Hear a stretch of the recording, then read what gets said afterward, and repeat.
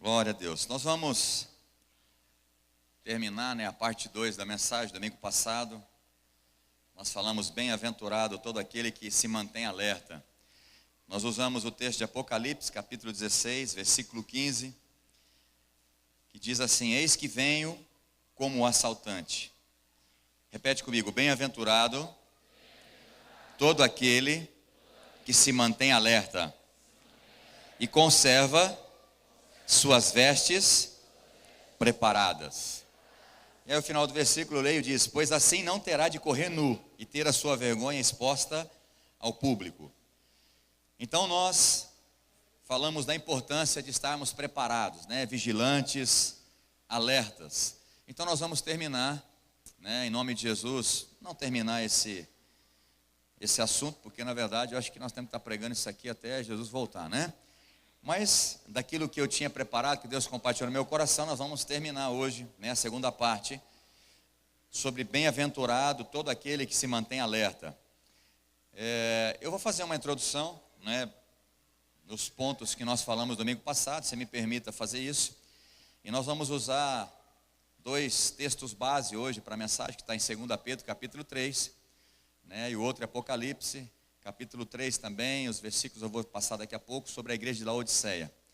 Mas antes da gente começar a compartilhar a palavra do Senhor, eu queria que você pegasse na mão do seu irmão, nós começássemos a orar e pedir para você e para o irmão do seu lado, uma iluminação da revelação da palavra do Senhor, de um entendimento profundo, de algo sobrenatural de Deus, daquilo que está acontecendo no mundo. Os sinais estão acontecendo da volta de Jesus. E a gente entende que os crentes estão um pouco embaraçados com as coisas desse mundo. 2 Timóteo capítulo 2, se eu não me engano, versículo 4, diz que o soldado em serviço não pode se embaraçar com as coisas dessa terra. E eu percebo que tem muitos soldados, muitos crentes que estão embaraçados, que estão desatentos, dormindo, não estão vigilantes, não estão preparados para a volta de Jesus. Eu queria que você pudesse clamar, falar: Deus, me acorda, Deus, fala comigo. Espírito Santo, fala profundamente no meu coração. E também no meu irmão da direita e da esquerda. Comece a clamar, irmãos. Deus atende o clamor do povo, não uma oração vazia, mas uma oração que vem do coração. Eu sinto de nós mudarmos o ambiente, porque no momento do louvor a presença de Deus já está aqui, é muito forte.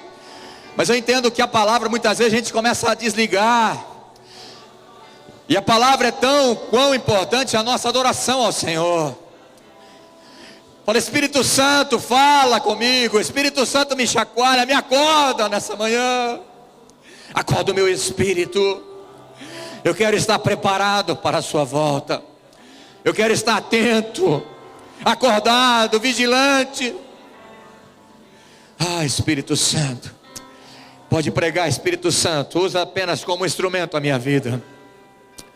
Que o Senhor cresça e eu diminua. Que a revelação da sua palavra seja iluminada ao coração do teu povo. Que o teu Espírito Santo possa trazer um entendimento profundo, aonde gere mudança de comportamento. Espírito Santo, acorda a tua igreja. Usa-me para alertar o teu povo, em nome de Jesus. Amém. Aleluia. Aleluia. Aleluia. Aleluia. Shakatakataralaba kata shakatakataralaba.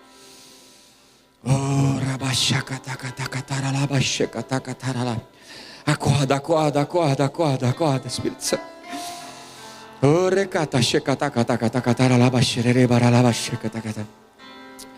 Acorda, acorda o teu povo.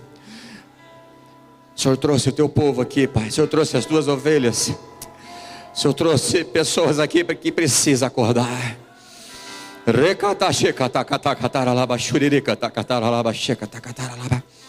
Aqui não há lugar para o mal. Aqui não há lugar para distração. Espírito, fala comigo, fala conosco. Em nome de Jesus. Bem-aventurado todo aquele que se mantém alerta. Manter-se alerta é uma condição de continuidade. Manter-se alerta tem que ser constante, né? Porque essa palavra manter-se, ou aqueles que se mantêm, significa que é uma continuidade. Não é uma vez eu venho na igreja, agora eu estou preparado, e eu esqueço. E eu entendo que os cristãos, eles até têm uma percepção disso, mas ele não consegue ter uma disciplina de manter-se acordado, alerta e preparados.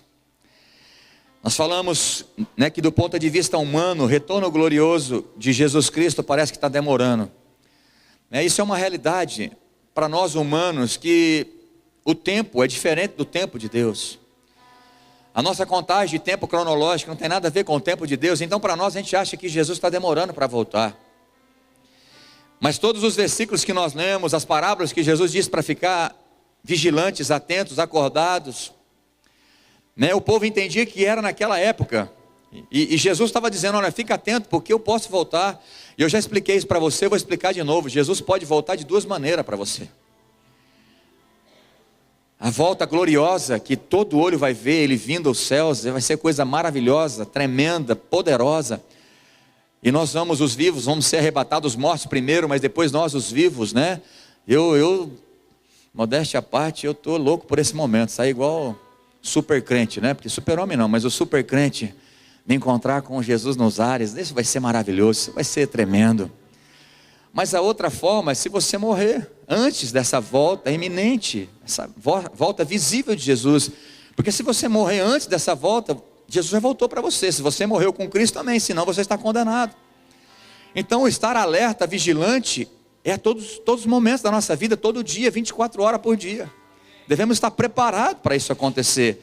Então a vigilância, ela tem que ser constante, né? E eu disse que a vigilância é a constante disciplina na palavra de Deus e nas suas práticas diárias, obedecendo, né, os mandamentos do Senhor.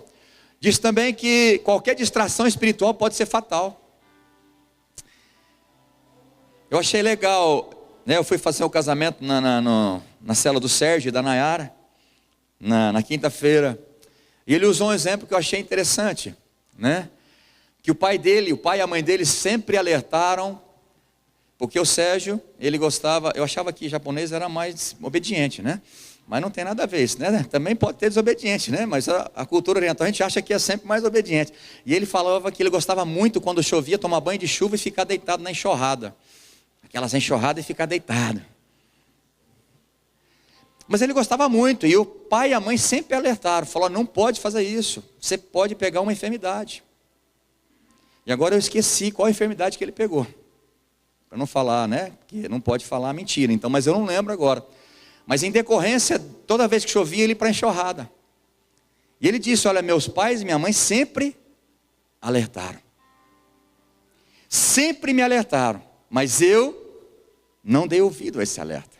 E fiquei internado, não sei se foi uma semana ou mais. Ele sofreu as consequências daquilo, por não ter dado ouvidos ao alerta. Eu ia até pedir para os irmãos fazer uma placa de alerta aí, mas falei: não, de novo, no meio do culto eu não posso fazer isso com eles, né? Igual outra vez, né? Sair correndo para fazer. Mas quantos aqui já sofreram por ignorar um alerta, ou de um pai, ou de uma placa? Por exemplo, as pessoas que às vezes, nem todos, mas aqueles que morrem numa praia, está lá a placa: perigo, buraco, correnteza. As pessoas ignoram. Talvez por um tempo ele não vai, mas aí vê que ninguém morreu naquelas férias dele, 10 dias, ele vai acabar entrando ali. Aí acontece uma morte, todo mundo sai correndo, o bombeiro chega, puxa, que dó. Fatalidade. Foi fatalidade? Ignorou um alerta. Na pista, 110 km por hora. Aquela placa é só um alerta, é fria, porque ela não vai te multar. Então, como ela não te multa, você acelera e você passa daquele alerta. Mas quando tem aquele guarda com aquela negocinho assim pontada para o teu carro, você fala: não é possível. Não é possível por quê? É possível. É possível. Você ignorou o alerta. Irmão, já tomei uma multa a 80 km por hora. Aí eu falei: Deus, não está certo isso. Não é possível, 80. Mas aqui na época estava tendo um desvio. E a placa estava 60. Tinha placa. Mas é normal, no mínimo, 80 na rodovia. Mas a placa naquele momento estava 60. Não desvio. Aí, não sei quantos quilômetros na frente do desvio, aquela benção daqueles polícia, com aquele negócio do meu carro, aquela arma apontada para mim. Falei, não é possível. Não, lógico que é possível. Não é falta de alerta da placa e da minha polícia que senta do meu lado do carro. Não é falta de alerta. Então, o crente não é falta de alerta. Ainda mais essa igreja, porque eu vou repetir a mensagem. O Josué foi lá agora de manhã, aí ele viu o tio de novo. Nós já tivemos na célula quinta-feira, pai. Falei, vai ser de novo, meu filho. Mas de novo, falei, de novo. Aí o Caleb veio também. De novo. De novo. E Deus falou, de novo. E se precisar, domingo que vem, de novo. Porque eu amo o meu povo. Eu quero levar para o céu. Mas tem crente dormindo, tem filho dormindo. Soldado que está embaraçado com as coisas desse mundo. E quando fala que soldado em serviço não pode se embaraçar com as coisas dessa vida, não é o soldado que nós vemos hoje a polícia militar, que nós temos aqui na igreja alguns polícias. Não era essa noção de policiamento, era um soldado de guerra. Porque os polícias têm uma folga, né? Trabalho, vai lá, come um negocinho, né? Não era esse tipo de soldado, era aquele que está em guerra. Se ele dormir, ou se ele não estiver focado, ele morre. Então a noção era essa que Paulo estava dizendo para Timóteo. O soldado em serviço, o crente, ele não pode dormir, porque ele pode morrer, espiritualmente falando. Você não pode estar embaraçado, não pode estar vivendo como se Jesus não fosse voltar. Nós falamos, Lucas capítulo 21, 34 a 36, 1 Tessalonicenses 5, 2, você não precisa anotar nada, já tudo da semana, eu só estou fazendo a introdução, vai ser umas 20 minutos de introdução, entendeu? Todos nós já falamos que a volta de Jesus vai ser como um ladrão, vai ser de surpresa. Nós falamos também em Hebreus capítulo 6, de 4 a 12, sobre o estado, ou melhor, a condição do crente, espiritualmente falando. A condição da eternidade, né? Se o crente pode perder a salvação ou não, se ele é salvo uma vez e sempre vai ser salvo. E nós explicamos que em Hebreus capítulo 6 diz que as caídas ou as recaídas dos crentes podem levar à apostasia e não ter mais como ele achar arrependimento para a salvação. Nós dizemos também que 1 Timóteo capítulo 3, versículo 16, o apóstolo Paulo estava dizendo, olha, a escritura, toda a palavra de Deus, ela é inspirada por Deus e proveitosa para disciplinar, para corrigir, para ensinar como o crente deve viver nessa terra. Então toda a palavra, tudo que está na Bíblia tem ensino. Então nós não podemos ignorar todos os versículos que nós lemos domingo passado sobre o alerta de Jesus para nós. Falamos que tinha no mínimo 6 parábolas, que Jesus gastou tempo com isso, para mostrar para mim e para você a importância de estarmos alertas, vigilantes, acordados, atentos, preparados para a volta de Jesus. Lucas capítulo 9, versículo 62, Jesus disse, olha, aquele que lança a mão no arado, aquele que se converteu, aquele que se tornou um crente em Cristo Jesus, que confessa que Jesus Cristo é o único Senhor da sua vida, ele pôs a mão no arado, ele não pode ficar contemplando as coisas do passado, não pode olhar para trás, porque se isso acontecer, essa pessoa não é apta para entrar no reino dos céus. Falamos que o sal, se ele perder o sabor, se tornar insípido, ou seja, sem gosto, para que serve esse sal? Para nada, para jogar fora, ser pisado pelos homens, Jesus disse. Mas ele não falou de um sal paraguai, aquele crente que é crente, mas não é crente. Não, ele falou o sal que perdeu o sabor. E o sal aqui ele está falando de quem? Dos crentes. Vós sois a luz, vocês têm que ser a luz, o sal da terra. Jesus falou para os crentes, para nós. E ele disse, o sal que é crente e o crente perder o sabor, não der sabor para esse mundo, não tem como entrar no reino dos céus. Nós falamos sobre a videira, Em João capítulo 15, eu sou a videira verdadeira, diz Jesus, e vocês são os galhos, os ramos. Se vocês não der fruto, se vocês não servir o reino de Deus, se vocês não ser santo e produzir frutos dignos de arrependimento, vocês vão ser cortados. Paulo, em 1 Timóteo capítulo 1, versículo 18 e 19, diz que alguns que estavam na fé com ele, naufragaram na fé, ou seja, abandonaram a fé, e já não estavam mais com eles. Romanos capítulo 11, 19, 22 e Hebreus 3, 12 a 14, Paulo falou da bondade e da severidade de Deus. E é interessante que ele fala bondade para aqueles que permanecem na bondade, permanece vigilante, permanece na santidade, permanece na obediência. Não é para um crente passivo. Esses vão ter a bondade de Deus, estão preparados para subir, mas considera também a severidade. A severidade é para aqueles que caíram.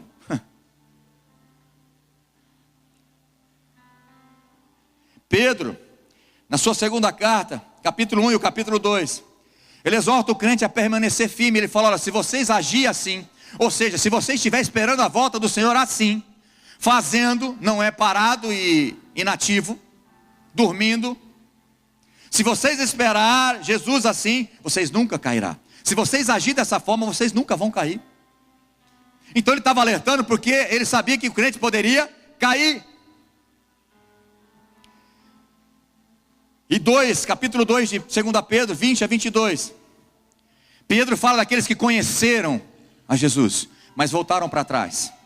Aí ele usa aquele provérbio, que o cão volta ao seu próprio vômito, e a porca lavada volta para a lama. Ele chega à conclusão, diz que era melhor esse crente, ou essa pessoa nunca ter conhecido a Cristo, do que ter conhecido e voltado para trás.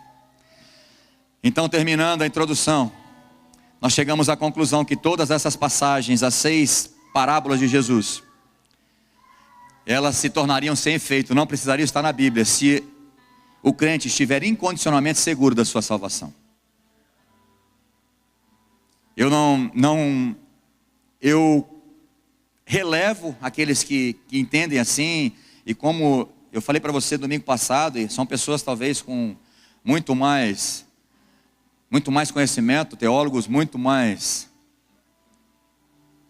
enfim, muito mais preparados do que eu, que entendem que a salvação, o crente é salvo e não tem como perder a salvação, enfim, de todas as formas Deus vai levar para o céu. Eu respeito isso.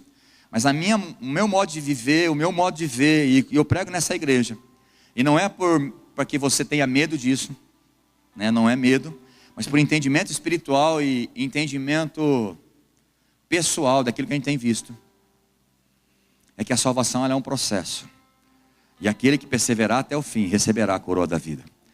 Aqueles que estiver preparado, aqueles que estiver com a sua vida preparada a todo momento, esses sim vão se encontrar com o Senhor Jesus no céu. E nós falamos de Mateus capítulo 24, 36 a 44, que a volta de Jesus vai ser como nos tempos de Noé. E nós chegamos à conclusão que no tempo de Noé o povo levava a vida comendo e bebendo, se regalando, ou seja, uma forma egoísta, pensando só nos teus prazeres, nos seus sonhos materiais, viveu aqui agora, só pensando em você e focado na sua vida, esquecendo. E aí quando veio o dilúvio, entrou todo o que tinha que entrar na arca. Foi Deus que fechou a arca. E ninguém mais poderia entrar. Então nós precisamos entender que esse é um alerta para mim e para você. Nós devemos lembrar da mulher de Ló, que olhou para trás e se tornou uma estátua de sal. E olhar para Noé e dizer que parecia uma loucura a pregação dele. Como pregar hoje a volta de Jesus, né? Parece loucura. Eu não sei se você tem acompanhado, mas eu não tenho visto. Eu não sou muito de acompanhar a mensagem de televisão, mas eu não tenho visto isso. Mas eu creio no meu coração que essa geração, espero que até eu estar vivo ainda, eu quero ver Jesus vindo nas nuvens, como nós cantamos. Mas para isso você tem que aumentar o fogo, aumentar a presença, para que a gente possa subir com Ele. E eu quero compartilhar a mesma palavra, continua a mesma mensagem, mas usando dois textos diferentes como base. Primeiro é o 2 Pedro, abra sua Bíblia agora em 2 Pedro, capítulo 3, versículos de 1 a 18. E eu quero ler todos os versículos, não vou discorrer sobre todos, mas a mensagem que está nele.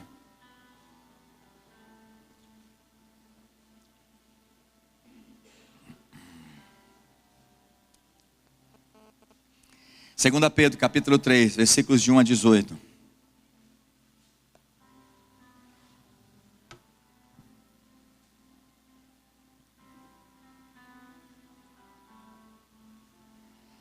Amados, esta é agora a segunda carta que vos escrevo. Em ambas procuro despertar, repete comigo, despertar. Primeira e a segunda carta de Pedro, estava procurando despertar o povo. Despertar com estas recordações a vossa mente sincera, para que vos lembreis das palavras que anteriormente foram ditas pelos santos profetas, bem como do mandamento do Senhor e Salvador, Jesus está falando aqui, que os vossos apóstolos vos ensinaram. Antes de tudo, considerai atentamente, que nos últimos dias surgirão escarnecedores anunciando suas zombarias e seguindo suas próprias paixões. Eles proclamarão o que aconteceu com a promessa da sua vinda. Está falando da vinda de Jesus já, ali.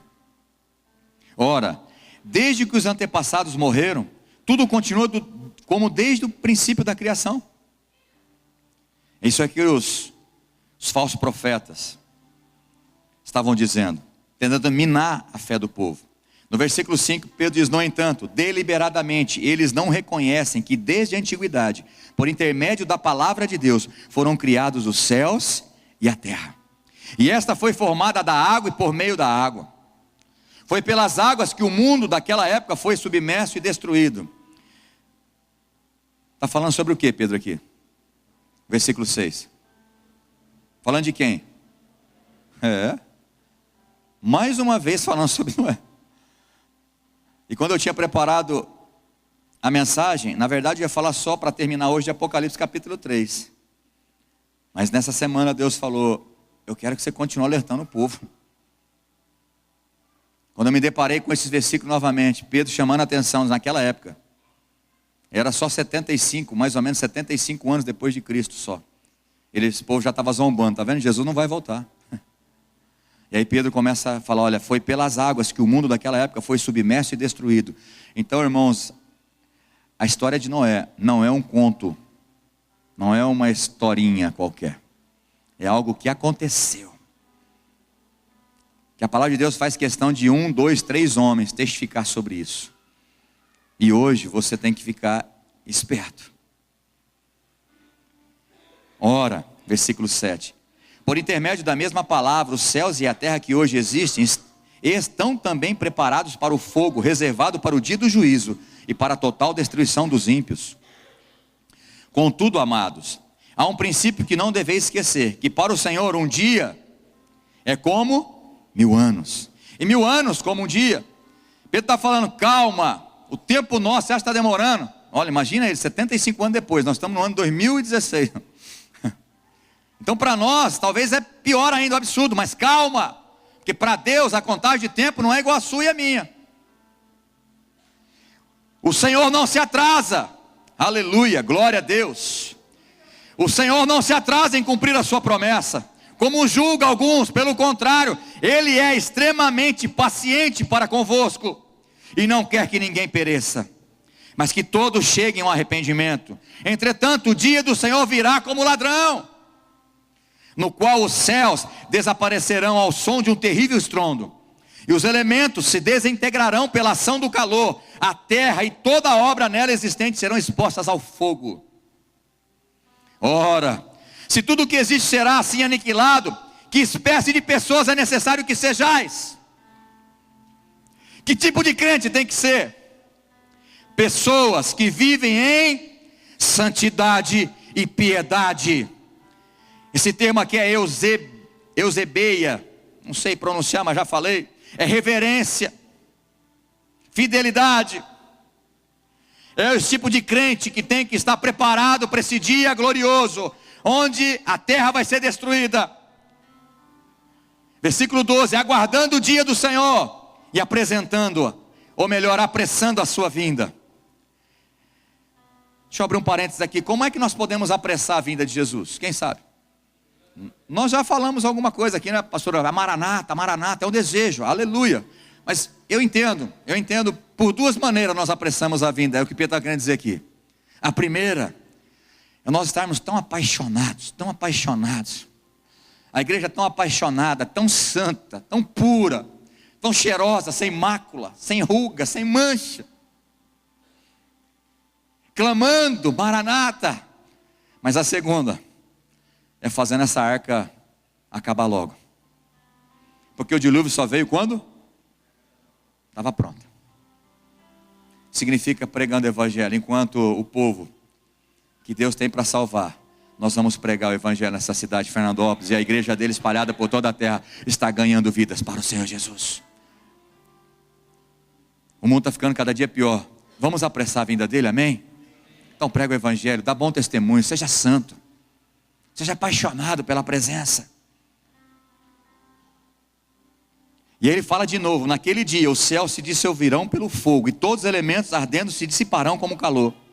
Todavia, confiados em sua promessa, esperamos novos céus e nova terra, onde habita a justiça. Aleluia. Sabe, irmãos, esse esperar aqui, eu quero que você entenda uma coisa. Todo momento que fala esperar, não é cruzar a perna no sofá e esperar Jesus voltar, que eu entreguei minha vida para ele, agora eu estou esperando, pastor. Não, essa espera não é passiva. Essa espera é ativa, é me envolvendo com o reino, é trabalhando no reino, é servindo o reino, é ganhando vida para o Senhor Jesus, é me santificando a cada dia mais do que ontem. Não é uma espera passiva. Todavia, confiados em sua promessa, esperamos novos céus e nova terra onde habita a justiça. Por isso, amados, enquanto aguardais este evento, esforçai-vos para que sejais encontrados por ele em plena paz. Fala assim, eu preciso me esforçar. Não, fala mais alto, fala, eu preciso me esforçar. É assim que você aguarda a volta de Jesus, não é dormindo ou esperando passivelmente, é esforço.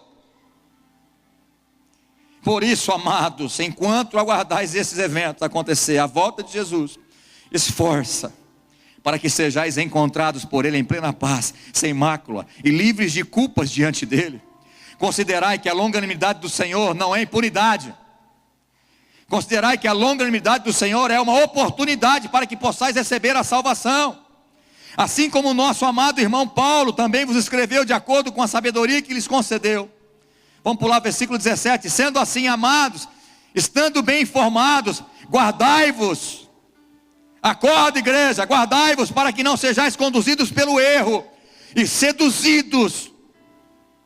E a sedução dos que não têm princípios morais, vindo a perder a vossa segurança e cair.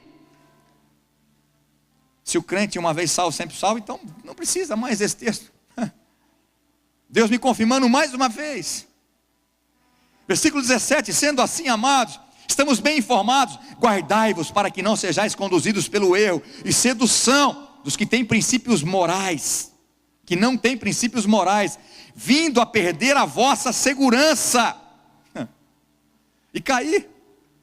Antes, crescei na graça, aleluia, e no conhecimento de nosso Senhor e Salvador Jesus Cristo. A Ele seja a glória, agora e para todo sempre, amém. O apóstolo Pedro estava despertando a igreja, o povo, que estava sendo atacado por falsos mestres, com o gnosticismo. Esse gnosticismo, irmãos, é a inteligência, é o conhecimento. O conhecimento humano afasta as pessoas de Deus. Quando a pessoa ela é muito intelectual, quando ela estuda muito as matérias seculares, ela se torna muito cético e incrédulo. Isso em todas as áreas.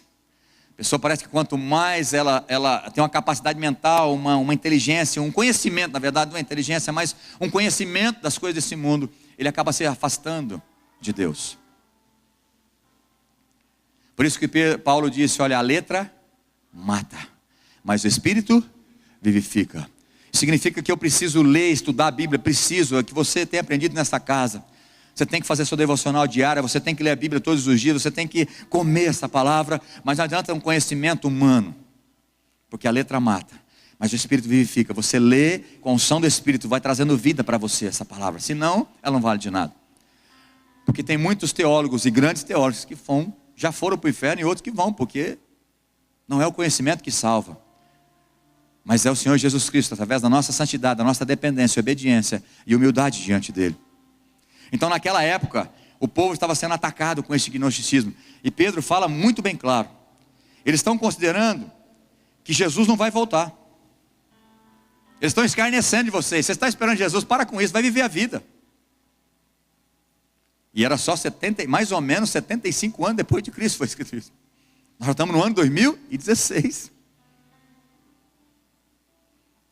Então eles diziam que já havia passado muito tempo da morte de Jesus e que Jesus não voltaria. Então a intenção de Satanás, usando essas pessoas, esses falsos profetas, falsos pastores, mestres, era minar a fé do povo, para que eles estivessem no estado de sonolência, vivendo a vida para os seus prazeres, construindo os seus sonhos, resolvendo os seus problemas e não focando no céu. E aí o versículo 6 ele fala de novo, assim como nos dias de Noé: o juízo de Deus certamente virá sobre a atual civilização e consumirá todos aqueles que não estiverem alertas. Ele repete novamente a história de Noé. Eu quero dizer para você, o Senhor não está atrasado. Eu vou repetir de novo, Jesus não está atrasado. Ele é longânimo,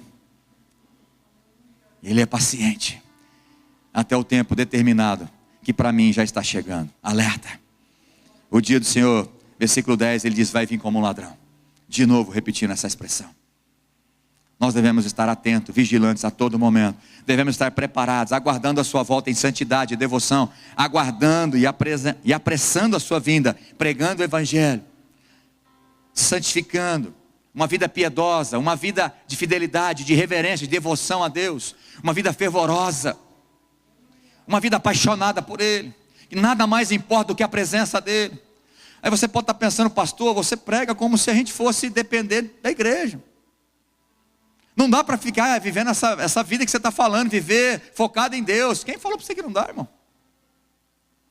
Eu tenho minha vida, eu tenho que trabalhar, eu tenho que cuidar da minha casa, tenho filhos, eu tenho um monte de coisa para fazer. É exatamente isso que o diabo está querendo que você olhe. Que você priorize a tua vida, teu comércio, a tua firma, enfim, a tua família, a tua viagem, o teu carro, a tua casa. O diabo quer que você fique concentrado nisso. E deixe para segundo plano a obra de Deus. Afinal de contas, você tem que trabalhar, não é verdade? Tem conta a pagar, os impostos são muito altos no Brasil. Você tem que comprar, o final está chegando, você tem que comprar aquela roupa que você quer, aquele carro, você precisa, né? Realizar os teus sonhos. Eu quero dizer para você, se você buscar a Deus em primeiro lugar e a sua justiça, todas as demais coisas vai ser acrescentada. A provisão de Deus vai vir sobre você, não vai faltar nada. Nada. É a palavra dele. A provisão de Deus na sua vida, quando você busca Ele em primeiro lugar, não vai faltar nada. Agora, a regalia vem porque Ele é bom. Não é verdade? A regalia vem porque Ele é bom. Então você tem muito mais do que você precisa para viver. Muito mais. Isso já é a bondade, a misericórdia, a graça de Deus superabundando na nossa vida. Então estar alerta e vigilante, irmãos, acordado, não é uma espera passiva, mas sim uma espera ativa.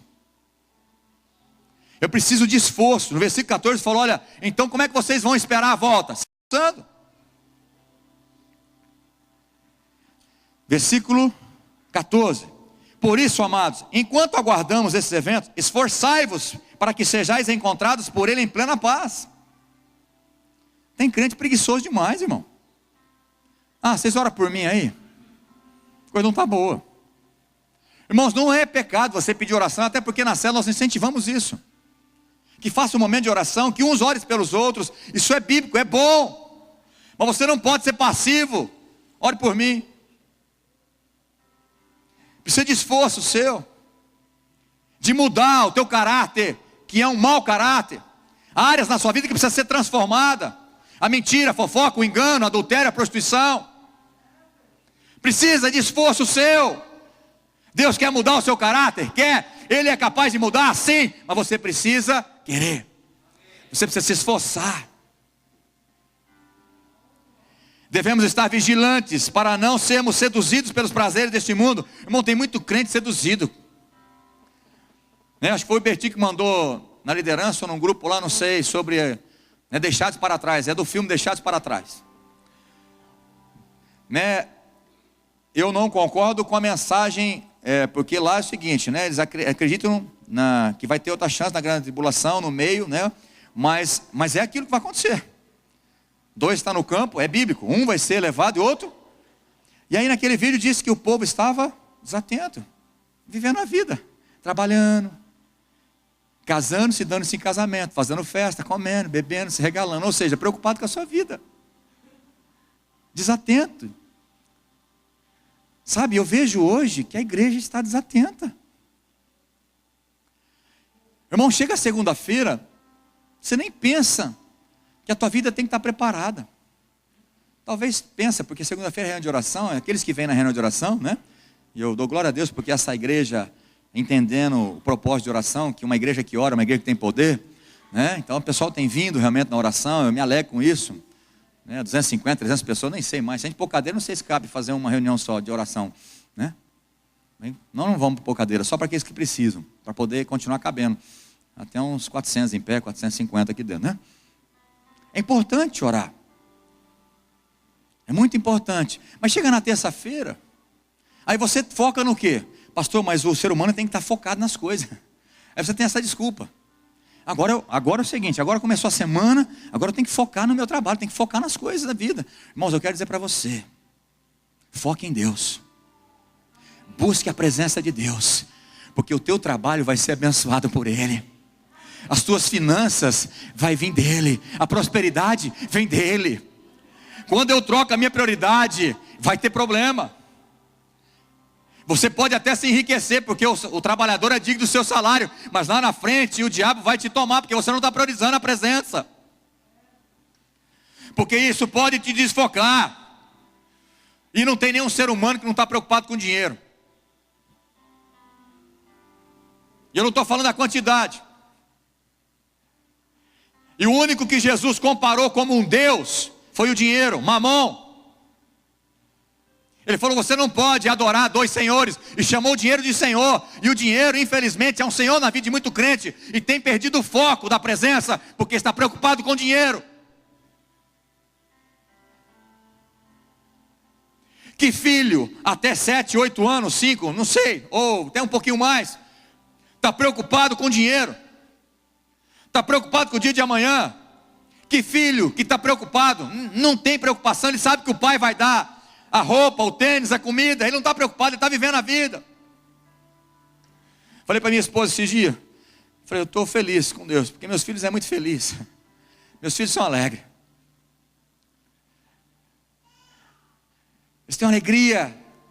Eu falei, eu te agradeço pela alegria deles, pai. Cheguei em casa, Josué falando sozinho, fazendo as brincadeiras dele, o cara vai para o basquete, um dia eu estou cruzando com ele, ele está assim subindo a rua, devia estar alguma música, né, meu filho? Falei, meu Deus, isso é alegria demais. Você dá risada porque você não é pai, mas para mim isso é muito bom. Eu falei para minha esposa, cheguei em casa e falei, meu Deus, que coisa linda, sorriso no rosto, subindo. Agora está preocupado com o dia de amanhã? Primeiro porque eu sei da fé dos meus filhos, e porque a minha casa, eu acredito que nós proporcionamos um ambiente saudável para ser feliz.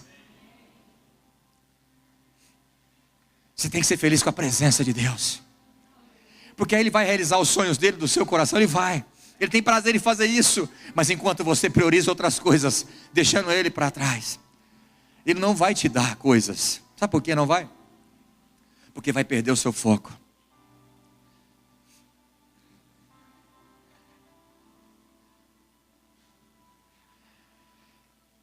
Bem-aventurado todo aquele que se mantém alerta. Não deixe que os cuidados deste mundo roube a sua fé e tire o seu foco do que é principal. Não, repete comigo, não comprometa a sua salvação. Vamos indo já para o final. Abra sua Bíblia em Apocalipse capítulo 3, versículo 14 ao versículo 22. Oh Deus, Acorda, acorda-nos, Pai. Eu estou gritando aqui, Senhor, alerta, alerta, alerta.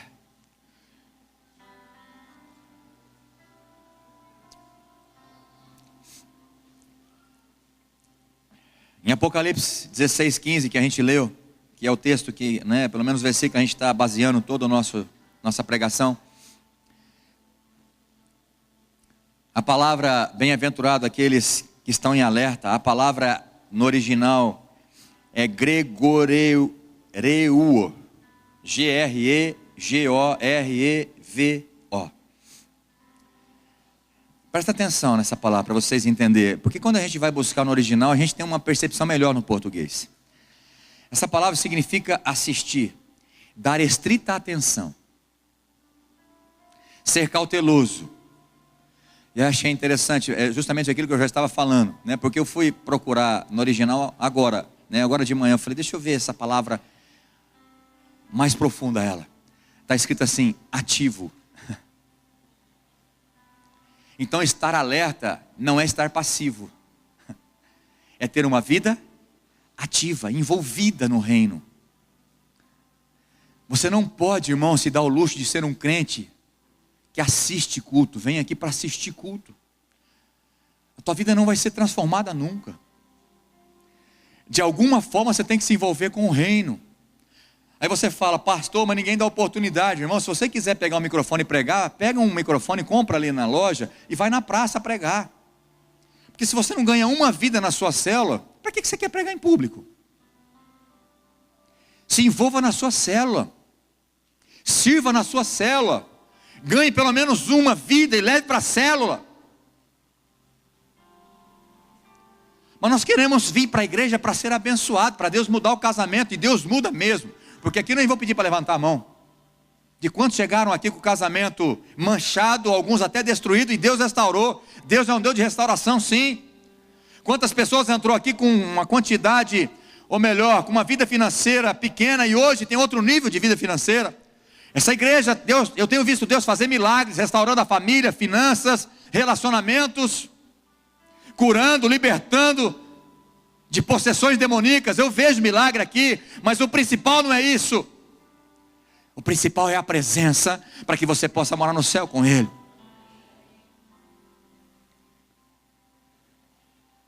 E tem pessoas que vêm para a igreja somente pela bênção, e a bênção não vai te levar para o céu. Porque aquela geração no deserto, mais do que aquele povo, viu milagre e recebeu milagre. Eles não herdaram a terra prometida, eles não entraram naquela terra. Milagre não é um sinal que você está indo para o céu. Nem vem nem receber. Porque Jesus curou 10 cegos, voltava um. Curava não sei quantos paralíticos, voltava a metade. Receberam milagre, mas eu te pergunto, e a salvação? Mas alguns, Jesus fazia, tinham o capricho de dizer, vai e não peques mais, porque senão não há salvação para você. Alguns ele diz, a tua fé te salvou, porque ele recebeu a cura, mas a salvação ali não era simplesmente a cura, mas a salvação da vida, porque reconheceu que Jesus era Deus. E tem muitos na igreja que não reconhecem que Jesus é Deus, mas é alguém que pode resolver os seus problemas financeiros, de casamento. O que você precisa é estar apaixonado pela presença. Apocalipse capítulo 3, versículo 14 a 22, uma carta à igreja de Laodiceia, que para muitos teólogos é a igreja dos últimos dias. Ao anjo em Laodiceia escreve, assim declara o Amém, a testemunha fiel e verdadeira, o soberano da criação de Deus. Está falando sobre Jesus, esse versículo. Ele falando para a igreja, conheço as tuas obras, sei que não és frio e nem quente, antes fosses frio ou quente. E por esse motivo, porque és morno, não és frio e nem quente, estou a ponto de vomitar-te da minha boca. E ainda dizeis, estou rico, conquistei muitas riquezas, e não preciso de mais nada. Contudo não reconhece que és miserável, digno de compaixão, pobre, cego e que está nu. Porque ofereço-te este conselho, adquire de mim ouro refinado no fogo, a fim de que te enriqueças, roupas brancas, para que possas cobrir tua vergonhosa nudez. E compra o melhor colírio e compra o melhor colírio para que, ao ungir os teus olhos, possas enxergar claramente. Eu repreendo e corrijo a todos quantos amo. Sê, pois, diligente e arrepende-te. Repete comigo: sê, pois, diligente e arrepende-te. E aí ele diz, versículo 20: eis que estou à porta e bato. Se alguém ouvir a minha voz e abrir a porta, entrarei em sua casa e cearei com ele e ele comigo. Ao vencedor, eu lhe concederei que assente comigo no meu trono, aleluia. Assim como eu venci e me assentei com meu Pai no seu trono, aqueles que têm ouvidos, compreendam o que o Espírito revela às igrejas. Vamos nessa carta à igreja da Odisseia. Jesus não citou que, nesse caso específico, não havia nenhuma doutrina errada. Aparentemente não havia nenhum falso profeta ali. Nenhum desvio muito grave de moral. Então, a gente percebe que nessa igreja dos últimos tempos, ou pelo menos aqui nessa carta, a gente não vê essa igreja teologicamente fora do que é a realidade bíblica. Mas o que faltava a essa igreja era estar acordada, fervorosa. A vida espiritual da igreja era morna, apática. Era uma igreja acomodada. O problema da igreja da Odisseia não era a heresia, mas era a apatia. Uma igreja apática, uma igreja sonolenta. E do fundo do meu coração, eu vejo que a igreja do Senhor Jesus Cristo está assim. Está dormindo. Jesus está mandando um monte de alerta. Alerta, cuidado meu filho, perigo. Alerta, perigo. Alerta, perigo. E você não está nem aí. Não tem problema. Jesus não vai voltar agora. Não é possível que Jesus vai voltar agora. O senhor pregando vai voltar agora. Não é possível. Eu não consigo entrar na minha cabeça que vai voltar agora. Basta você estar vivo para entrar na fila da morte. Você tem uma senha na sua mão. Você não sabe qual é a hora que vai chamar o teu número. A hora que chamar o teu número, falou, opa, estou aqui. Puf, morreu.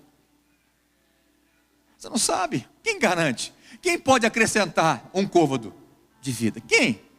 Quem aqui tem o poder sobre a vida ou sobre a morte? Não, só um. Jesus Cristo, que venceu a morte. Ele tem o poder. E se você estiver com Ele, se você crê nele, ainda que morra fisicamente, viverá eternamente com Ele. Então o problema daquela igreja não era a heresia, mas era a apatia. Deixa eu só fazer um contexto bem rápido para você entender. Havia duas cidades muito próximas de Laodiceia. Formava ali 3 cidades. Que era o Vale de Lico, na Ásia Menor. Que era denominado de o Vale de Lico. Estava ali Colossos, Hierápolis e Laodiceia. Interessante que em Colossos, a cidade era conhecida porque tinha águas frescas, águas geladas, água fresca para matar a sede, para refrigerar a vida das pessoas. Hierápolis era conhecida pelas suas fontes termais ou águas medicinais, águas quentes, que era uma forma de uma medicina alternativa na época. Agora Laodiceia era conhecida como uma cidade que não havia água potável, porque através de arqueduto, fez aqueles canos para levar água até a cidade de Laodiceia. E essa água, por esses arquedutos, não tinha a infraestrutura ou a modernidade que nós temos hoje. E talvez muitos metais, ou enfim, aquelas propriedades saíam na água, então era uma água que causava enjoo, e muitas pessoas bebiam água naquele momento, e elas vomitavam. Então Jesus aqui estava usando o próprio contexto, que era muito claro para eles entenderem qual era o nível que eles estavam. Chegava nem quente e nem fria, chegava uma água morna e não potável. E aqueles que tentavam beber essa água, vomitavam, davam enjoo.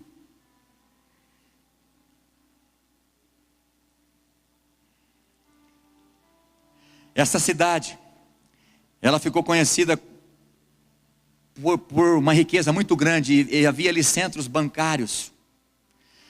Ali tinha uma escola de medicina, tinha uma indústria têxtil muito forte. Você vai ver que Jesus usou exatamente tudo que eles tinham ali. A região produzia uma lã preta, que era solar, e um tipo de colírio que nessa escola de medicina eles desenvolveram ali, que era muito famoso. Tudo em Laodiceia.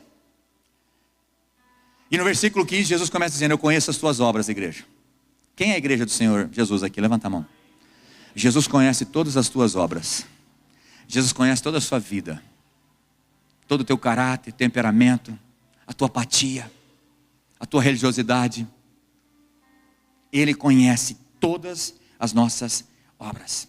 Jesus mostra o seu conhecimento íntimo da igreja de Laodiceia. No capítulo 1, versículo 13 e 20, e no capítulo 2 e 1 de Apocalipse, diz que Jesus, ele passeia no meio dos candeeiros. O que eram os candeeiros? Sete igrejas. Jesus está passeando aqui, ó. Está vendo a sua vida, viu, meu irmão? Eu não consigo ver, porque daqui você tem só cara de crente. Para mim, todos estão sentados aí, olha cada crente, cada cara linda, cada rosto, semblante lindo. Olha que crente bonito que você é. Eu não consigo ver o seu coração, a não ser que Deus me revela algo. Mas Jesus não. Ele está passeando no nosso meio. Ele conhece o teu coração, as tuas intenções, a tua apatia, a tua frieza. Jesus está aqui, meu irmão. Eu sinto Ele. Eu conheço Ele. Eu me emociono com Ele.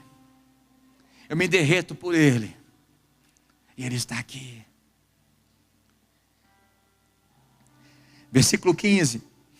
Não é quente e nem frio. Quem dera fosses frio. Quem dera vocês fossem como Colosso, que tivessem água fresca para refrescar aqueles que estão sofrendo aí no mundo. Quem dera que as pessoas viessem em você e pudessem beber uma água fresca e matasse a sede dela espiritual. Mas vocês não são. Ou se vocês fossem quente, como a cidade de Herápolis, que possa trazer cura ao coração das pessoas que estão machucadas aí em Fernandópolis. Vocês não são. Vocês não é frio e nem quente. Quem dera vocês fossem frio ou quente.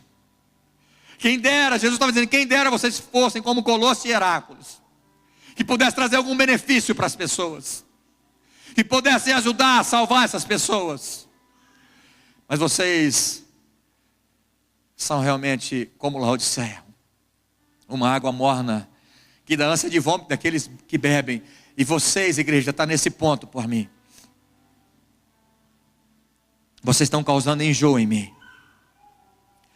Versículo 16, assim estou a ponto de vomitar-te da minha boca. Jesus olhou para a igreja da Laodiceia, que estava contente com o seu estado de autossuficiência e falsa confiança. Porque era uma cidade muito rica, irmãos, era uma igreja rica. Era uma igreja poderosa. E a cidade era muito conceituada. Então a igreja estava sentada em cima da sua autossuficiência, da sua justiça própria, da sua falsa confiança. E isso, Jesus olhou e falou, eu tenho vontade de vomitar vocês. O jeito que vocês estão vivendo, essa apatia, esse sono, essa convivência com as coisas do mundo, está me dando enjoo. Mas que bom que Jesus, Ele tem um amor incondicional. Ele fala no versículo 18, olha, eu vou te dar um conselho. Portanto, eu ofereço um conselho para vocês. Jesus está dando um conselho para você nessa manhã.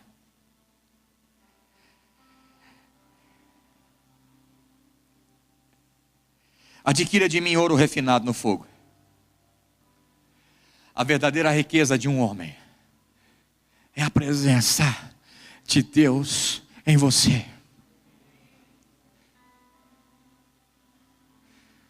Era isso que Jesus estava falando. Vocês estão se gabando da riqueza que vocês têm. Da casa nova que você está comprando, dos móveis novos que você está comprando, do dinheiro que você tem, da herança que você está recebendo, do teu trabalho, da tua profissão, da tua loja, do teu comércio, do carro dos teus sonhos. Ele está dizendo: compra de mim ouro refinado pelo fogo. Deixa eu entrar no seu coração. Deixa eu dirigir a sua vida.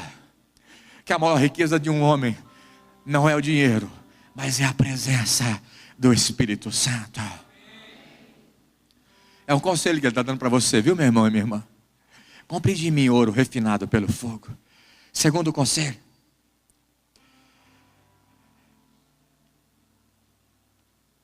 roupas brancas, para que possa cobrir a tua vergonhosa nudez. É Deus quem lava os nossos pecados. As vestes fala de pecado, vestes sujas fala de pecado. Jesus está dizendo: compra de mim, eu te dou vestes brancas. Vestes brancas, puras. Seja santo, meu irmão, porque aí você não vai ser envergonhado quando Ele vier buscar a igreja. Compre colírio, para que vocês possam ver.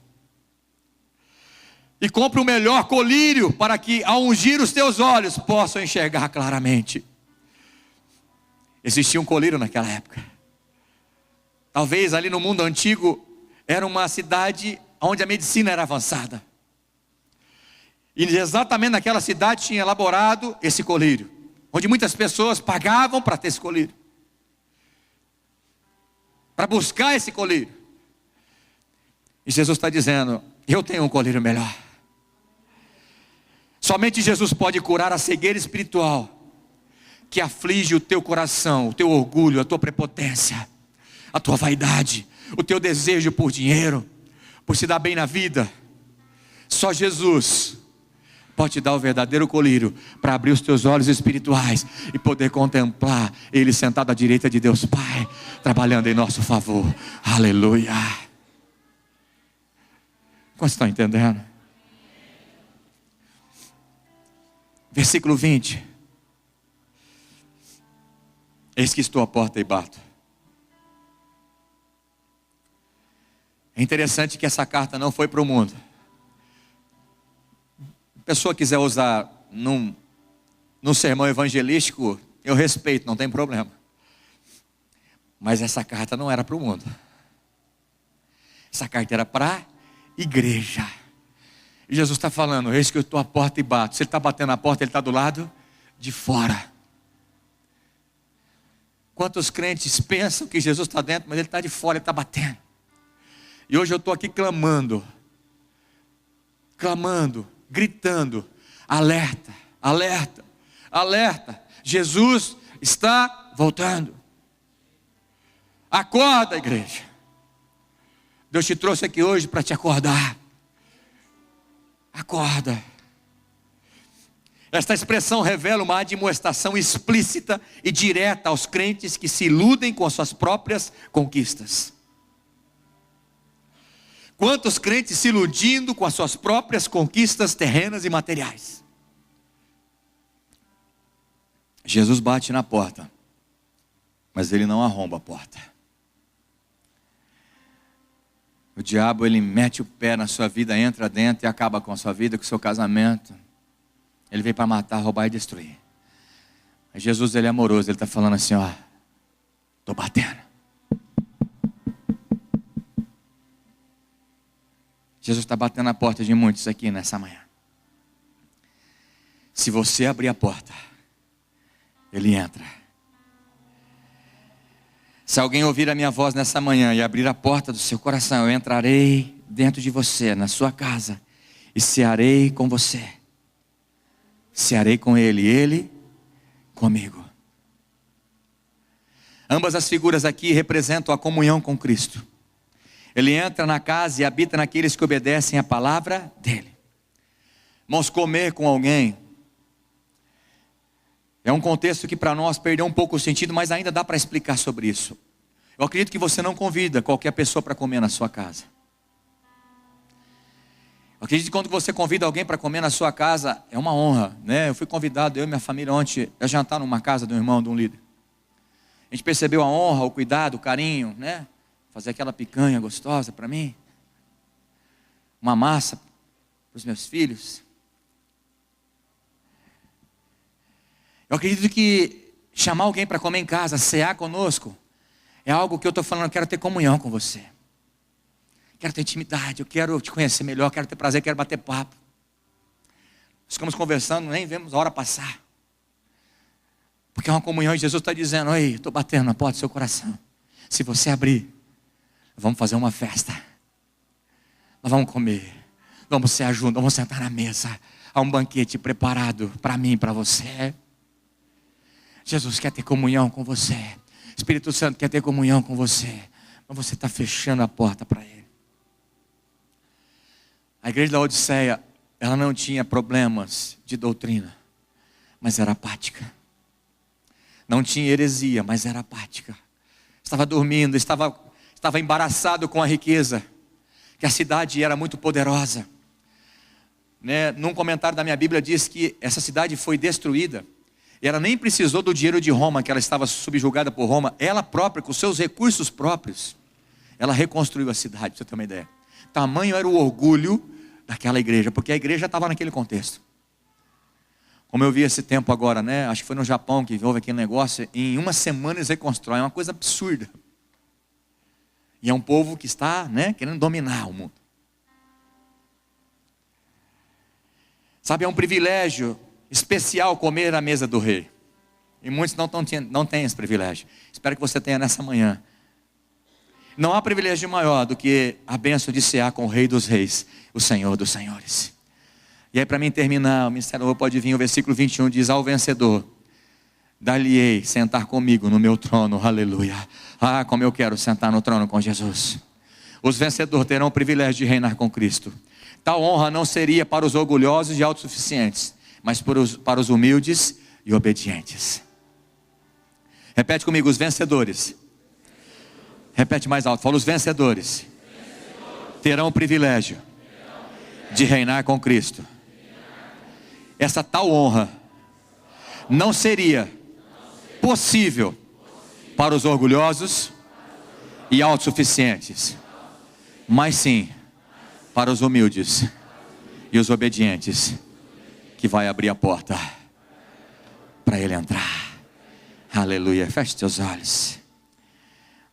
Mateus 24, 44. Portanto, ficai igualmente vós alertas, pois o Filho do Homem virá no momento em que menos esperai.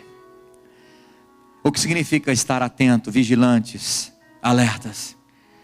É viver buscando a santificação, viver fiel a Deus e aos seus princípios, vivendo para fazer a vontade de Deus e não a sua, amando mais a presença do que o dinheiro, do que os teus bens materiais. Em 1 Tessalonicenses capítulo 5, você não precisa anotar, eu vou ler para você. Que o próprio Deus da paz vos santifique integralmente, que todo o vosso espírito, alma e corpo sejam mantidos irrepreensíveis na vinda do nosso Senhor Jesus Cristo. Quando Ele voltar, você tem que estar preparado. Viver todos os dias da sua vida atento, vivendo na luz de Cristo. É possível que mesmo sendo frequente na igreja, você esteja frio, ou melhor, morno.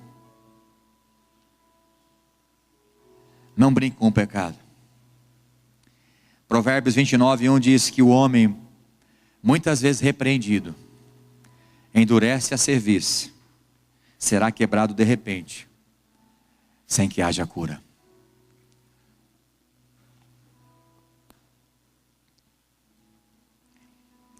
Esse provérbio 29, 1 diz assim: o crente, o cristão, que muitas vezes repreendido, através da pregação da palavra de um pastor, de um líder, ou o próprio Espírito Santo falando na sua vida, e você endurece a cerviz, ou seja, você não dá bola, ou melhor, entra para um ouvido agora, a hora do almoço já saiu, você nem vai fazer nada com essa palavra. O provérbio diz: cuidado, porque você pode ser quebrado de repente, sem que haja cura. Sabe o que significa? pode ser ter um momento que não vai dar mais tempo. Você pode perder aquilo que Deus tem de melhor para você, que é uma carreira, para que você cumpra até o fim e receba a tua coroa. Aos vencedores sentará com Cristo no seu trono, aleluia. Se você, mais uma vez, o Espírito Santo falou com você, você não vai precisar vir na frente hoje, mas eu queria que você pudesse de alguma forma manifestar uma indignação santa no teu coração e dizer: Senhor, eu decido tirar os olhos, muito específico hoje, dos teus bens materiais, desassociar essas coisas suas, mas viver para louvor e glória do Senhor. Se envolver, você vai fazer um compromisso e falar: Deus, eu quero me envolver no reino, eu quero me envolver na célula, eu vou fazer todos os cursos, eu vou me santificar, eu vou me preparar. Eu sei que tem requisitos para poder servir aqui nessa casa. Eu vou me preparar, eu vou parar de focar no meu trabalho, nas minhas coisas, nas minhas necessidades, mas eu quero focar no teu reino, eu quero buscar o Senhor em primeiro lugar e a sua justiça. De alguma forma, se você sentiu algo de Deus, do Espírito Santo falando com você, seu coração queima, quero que você fique de pé ou de joelhos. Comece a orar, comece a clamar pela presença do Senhor. Comece a clamar para que o Espírito Santo venha te ungir. Comece a comprar colírio agora do Senhor. Comece a comprar ouro refinado. Comece a comprar, fala: Deus, eu quero comprar ouro refinado. A minha maior riqueza é o Senhor. Comece a falar isso para Ele, se é verdade. Fala: Deus, eu abro mão das riquezas desse mundo. Tira os meus olhos desse mundo, Espírito. Abre os olhos espirituais para que eu creia. Eu quero comprar também vestes brancas, Pai. Vestes de santidade. Eu abro mão dos meus vícios, eu abro mão dos meus pecados. Eu me arrependo, eu te peço perdão, Pai, do meu orgulho, da minha vaidade, da minha prepotência. Como a igreja de Laodiceia. A igreja de Laodiceia era orgulhosa, era autossuficiente. Ela achava que poderia viver frequentando somente o templo. Espírito Santo. Espírito Santo, faça aquilo que estava proposto no coração do Pai nesse domingo. Mude os corações.